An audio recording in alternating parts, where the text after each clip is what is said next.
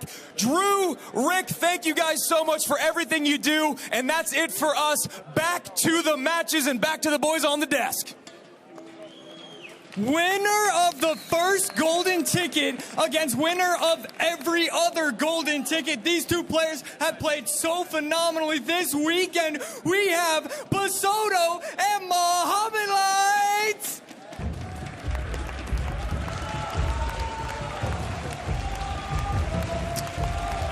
Bassotto versus MOHAMED Lights. This is an interesting matchup. Mo needs one more game if he wants to make it to that grand finals that he's so confident in making it to. We'll see if Samuel will be able to continue to keep that confidence even after being knocked down into the loser's bracket. Now, while Mo may be the consensus favorite here, he definitely has his task cut out for him because Samuel Bassotto has been near perfect all weekend long. But now Sam has to deal with something that he hasn't been able to do yet, and Mo has had a lot of practice with, which is working when you're coming from behind. After you've just dropped a set, how do you recollect yourself and get ready to go? Well, Sam, like I said, has had a wonderful run, but Mo seems like he is in the pocket and ready to go. Yeah, MOHAMED is definitely in his element. Samuel, in order to get back into that good mindset, he's going to have to reset completely and really just take some deep breaths and have some confidence. Even though he lost that game versus Morton, you have to be able to realize, even when you're going against the best player in the world, that you still have a shot. Well, that was enough out of our short break. Once again, thank you to Drew and Rick for that interview. But now it's time for the action. Let's get into game number one.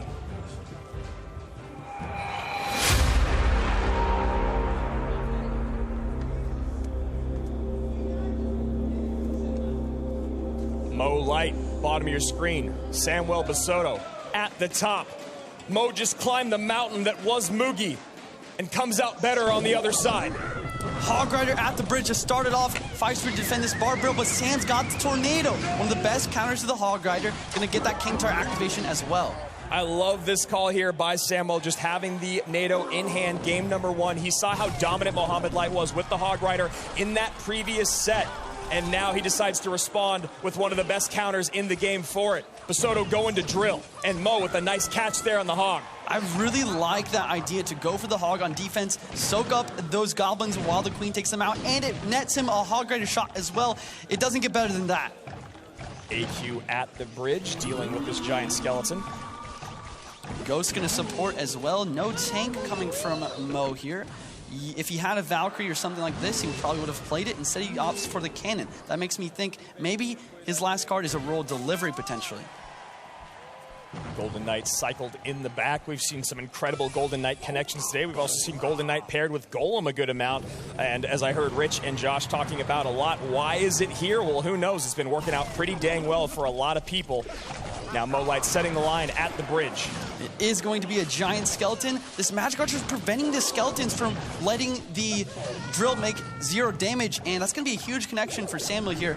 I don't know if it was on purpose, but if it was, that was beautiful interaction. Samuel with drill. It's been working out for him all right. 4 times only in competitive and a 50% win rate there, but obviously a lot harder to gauge when he's going to bring it out when it hasn't had that much success. Absolutely. Magic Archer at the bridge here, going to snipe out this cannon, try and get this Ghost to the tower, forcing out an Archer Queen on the defense. Opposite lane tower's going to help take that out, and Queen's going to have no problems with this Magic Archer, but the Giant Skelly at the bridge, just to protect that, preserve that Queen health. I really like that play. A little fun fact here for you guys at home that might be following along with the numbers. Samuel Bassotto has a 100% win rate on his run to Clash Royale League 2022 World Finals against our top 16 players, except for MOHAMED Light. He's the only one that Sam dropped a set to, and that was a 2-0 run. And that's no surprise, really. Very nice defense overall from Mo. On the other hand, Sam is having some problems dealing with these Hog Riders. Mo always seems to find a way to get that Hog to the tower and get a shot. Perfect placement there on the Fire Spirit. Hog Rider took a quick peek over that Princess Tower, decides to go to the King, and now a Golden Knight to meet this Archer Queen. You mentioned the King Tower, and the Tornado, it is a great counter to the Hog Rider, but we can see, look at that King Tower health. Yeah. There's so many shots coming through. at some point, Sam's not going to have the luxury to be able to tornado these hogs to the King Tower every single time. That 3-crown conversation is definitely showing its face here, and now Sam going to try to get a little bit of damage out of this Royal Ghost. Mo says, no, that's not going to be as easy as you think. Skelly's first, then a Fire Spirit, and now the Royal Ghost still gets the shot. 21, 41, 22, 94. 100 seconds remain. That's a really important amount of damage there. That could make the difference between in a win or loss. Hog right on the left-hand side, Arch Queen plus Cannon over here. Another Tornado to the King, and check this out. Can we see a second hit? Look at that. A lot of damage, actually the most damage on the King Tower right now for Mo. Lowest tower health there for Bassotto is his King Tower, so going to have to start innovating his defenses. Mohamed Light very happy to keep getting those hogs on that King Tower. Now a drill must come out defensively. Earthquake cycle in. I really like the fact that I really like how Mo decided to go for that pre-Earthquake there, realizing Sam does not have the ability to keep tornadoing these hogs to the King. Mohamed Light setting the line, cannon up high. Magic Archer goes to the Hog Rider. Now we'll see where this NATO goes. Decides not to pull the trigger as the right tower and the King Tower are the ones that Bassotto's most concerned about. And a giant skeleton meet each other at the bridge. I really like that block. Now the tower is able to focus on this Goblin Drill, but the log comes out really early. And the second set of skeletons is doing its best. On the left here, Hog is able to get a nice shot there. I like that Sam is trying to get units on the board to create counter pushes, but Mo is just not giving him an inch. And now another Hog Rider comes down, which means a NATO must come in. He goes back instead of the King, and the Hog still gets a shot. It gets a big shot, and the Earthquake cycle, 13-40, 21-16. Mo in control. 15 seconds left. Huge counter push from Samuel. He needs to defend perfectly here. Log comes out at the perfect timing. Tornado is trying to get the Gold Knight or the March. The cannon lines up. The cannon is lined up. The Magic Archer. But it's not enough. Not enough. Mohamed Light takes game number 1. Beautiful gameplay there. I loved it all. Beautiful way of using your skeletons, your Fire Spirit, and your log to make sure those drills weren't getting damaged, and just constantly cycling hogs throughout the match. That was the way to win, and he executed it fantastically. The pressure was just relentless. It never allowed Samuel to get a tank in for his Goblin, never really allowed him to get that Magic Archer down where he wanted to pierce through to that Princess Tower, and that's all on the shoulders of this non-stop pressure from Mohamed Light. And then, Juicy, as you were starting to talk about, you have to throw in that 3-crown conversation, and it makes, to use one of AC's favorite words, it makes that defense a lot more weird for the rest of that game. Absolutely. And the other thing is, Mo, by sending those hogs each and every time, you made a good point. He was always applying the pressure, and Sam never had a good opportunity to get a nice drill plus Magic Archer Tornado combo because he was constantly using that tornado on defense. Yes, exactly. Nail on the head there for Juicy. And I believe maybe it was Morton in one of the streams or videos I was watching, and he was always talking about when you're a Hog Rider player, you have to be comfortable changing lanes no matter what. Doesn't matter if you have 2,200 or 2,500 damage on one tower. If it's not going to work, you need to be able to apply opposite lane. And Mohamed Light just taught a master class in how to keep your opponent's best responses on offense and defense out of cycle. And let's go into the community predictions now to see what... Wow! Yeah! That's the craziest one we've seen. That's a big one. That's a big one. 88 for Mo, 12 for Sam. And I think the reason why this is so shocking to both of us is because Sam has been near perfect this entire run. Yes, he dropped this set in the upper bracket, but he was still in the upper bracket at the start of day number 3. So a lot of Mo fans out there thinking that the Prince of Egypt can take this one home and go up. And remember, whoever wins this set has to go back-to-back against Morton, which is not a task, yes, that I wish on anybody. And guys, I know you've been following along all weekend long, but just in case you haven't, event.clashroyale.com. A lot of rewards. I got my badge, I got my tower skin, I got gold, I got gems. It's really been a lot of fun. And also I've been able to follow along with Clash of Clans all weekend long because of just that. And now mere seconds away from our next game. They're ready to go. We're ready to go. Game number 2. Let's do it.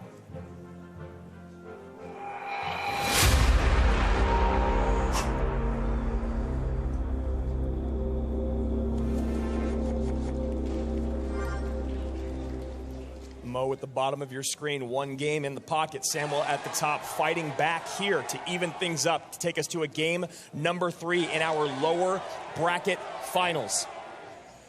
Sam really needs this win if he wants to force it to a game 3. Both players leaking some elixir, waiting for each other to make a play. You know, and I don't blame him, especially in a situation like this where this game matters so much. Winner of this set is guaranteed $125,000, which is an incredible prize purse that is guaranteed. Mo smiling. I'm going to say it's because he heard me. I don't think it is, but I'm going to say that's the reason. Whereas the loser walks away with $80K. Not a bad weekend here in Finland. That's a big jump up, 45K. Looks like we are into the match now. Sam going with that Skelly King in the back, a Baby Dragon from Mo. Definitely going to be seeing a Lava Hound deck from Sam. A Tornado.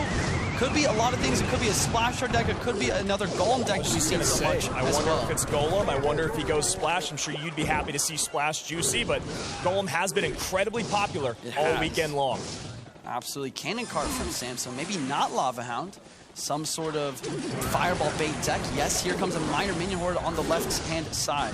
And Mo is back to that Baby Dragon, making quick work of most of those minions. But now you see the minions coming in, a nice NATO and a King Tower activation, and he's got a Skeleton King on that right-hand tower. Really fascinating to see him not use the ability there. Maybe he didn't have the elixir for it right away, and by the time the Skarmy came down, just not seeing a lot of value there. I respect it. Yeah. Full reset now, very even in elixir. Still, could be Splash Shard or Golem from Mo. I would say most likely Splash Shard, though, after seeing that Ice Wizard. I'm happy to see it. Yeah, I bet, Juicy. I mean, this is one of the biggest matches that anyone could call in their career, and if they're playing your favorite win condition, it's always fun. Fireball down on top of the Baby Dragon and the Tombstone. Mo was ready to go with the Ice Wizard, and now Skeleton King comes in.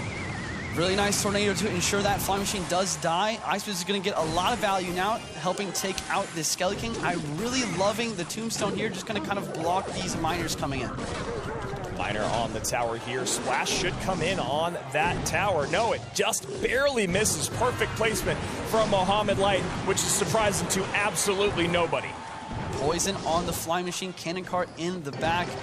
If you're Mo right now, you're going to switch lanes. He does have more damage on the right-hand side, but as a Splasher player, you need to be playing same lane as your opponent. Get those very nice defenses and convert to the counter pushes, and that's exactly what he's doing. No, he pressures this right-hand side. Perfect moment. And Ice Wiz gets on tower. Minion Horde to respond. That's great poison value there for Mohamed Light. Damage is pouring in the slow, making that Princess Tower shoot much more slowly. 2074, 1286. Mohamed Light has Sam up against the ropes. Huge push, counter push from Samuel on the left-hand side. Cannon Cart's going to get a lot of value. Flying Machine, Cannon Cart, Mortar, Miner on the map. Mo does not have a lot of elixir right now. Mo's definitely getting overwhelmed here. He has a little shrug of the face, maybe okay with what's happening. Mortar gets a shot in on that tower. 1344, 1286, 90 seconds remain. This game is so close. The further it gets here, the Splash Shard is going to have a further and further advantage, especially with the Skelly King, a champion in this deck. That 3-card cycle Graveyards can be devastating a triple. And you see there Samuel piling up at the bridge, baiting out that poison, now knowing the Minion Horde kind of has a clear path, but you still have to think about that NATO and what it can do with an Ice Wiz or Baby Dragon in tow. Not able to pick up the Miner. And Sam is going to take the damage lead by quite a bit here. Mortar at the bridge. Tombstone going to pick this up, make sure it's not splashing on that Skelly King. And here comes the Graveyard on the right. And a nice body block there by Bassotto. Flying Machine in the back instead of the Minion Horde. Poison not on top of the Flying Machine. Decent cleanup there for Samwell. And then he goes Minion Horde at the bridge. Ice Wiz gets a solid value here. Another Mortar to the left. You have to distract it. You have to catch this Miner as well. Barbara coming down left. Tornado's going to pull that Miner off the tower. But watch this Cannon Cart. He does get the Skelly King down in time. I think he's okay. Perfect timing, perfect placement there for Mo, but only 996 to 981. As you said, Juicy Splash Yard should be flourishing right now with only 26 seconds remain. Nice high line set with that Minion Horde, getting on top of the Baby Dragon, and a Miner goes to the tower. The pre-poison for the Skarmy, that's going to be a huge connection. That's going to be tower down on the right-hand side. Mo Light going to take the win in that match. Mohamed Light going to the grand finals once again. Martin, Mo, is there anything else you could ask for? And you see there, Mama Light, so proud of her son. Mohamed Light going to the grand finals 2 years in a row. This is what I'm talking about. This is the match I wanted to see. Ooh, the big thing here is Mo has to beat Morton twice if he wants to take that crown, though. That's right. You got to take 4 games off of Morton in the next 2 sets, and that is something that has been near impossible. Joshua AC Sharon was with Mohamed Light, who has just secured another World Finals berth. It feels like every 20 minutes we're having to come up here and ask you questions. We're kind of running out of them. $125,000 guaranteed. Got to feel pretty good. Are you content with that, or do you want more?